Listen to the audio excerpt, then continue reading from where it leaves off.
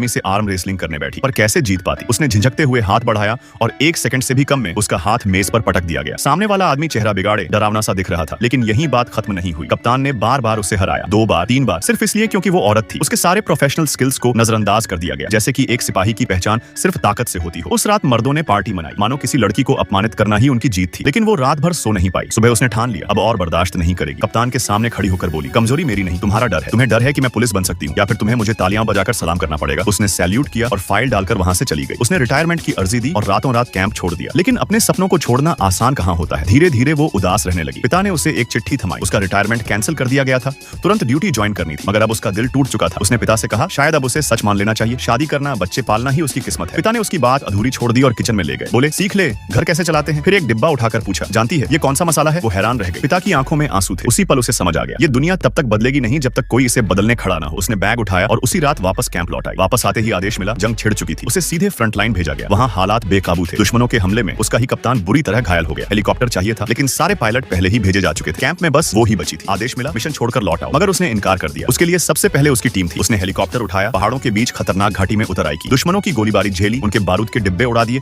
और रास्ता साफ किया। फिर इमरजेंसी लैंडिंग कर कप्तान को बाहर निकाला, पट्टा काटा और साथियों के साथ मिलकर हेलीकॉप्टर में डाल दिया। वापसी के वक्त दुश्मनों ने फिर हमला किया। गोलियां लगी, रॉकेट पीछे पड़ा, लेकिन वो घबराई नहीं। सटीक मूवमेंट से सब बचाया और सुरक्षित कैंप पहुंची। मेडिकल रूम में कप्तान ने उसका हाथ पकड़ा, आर्म रेसलिंग की पोजीशन बनाई और धीरे से हार मान ली। उस पल उसकी नजर का सारा भेदभाव खत्म हो गया। जब वो बाहर निकली, पूरी यूनिट ने खड़े होकर तालियां बजाई। उसकी बहादुरी और उड़ान के हुनर ने सबको जीत लिया। ये कहानी है गुंजन सक्सेना की, जिसने कारगिल युद्ध में अद्भुत साहस दिखाया और एयर फोर्स में महिलाओं की बराबरी की राह खोली। उसके बाद से हजारों लड़कियां एयर फोर्स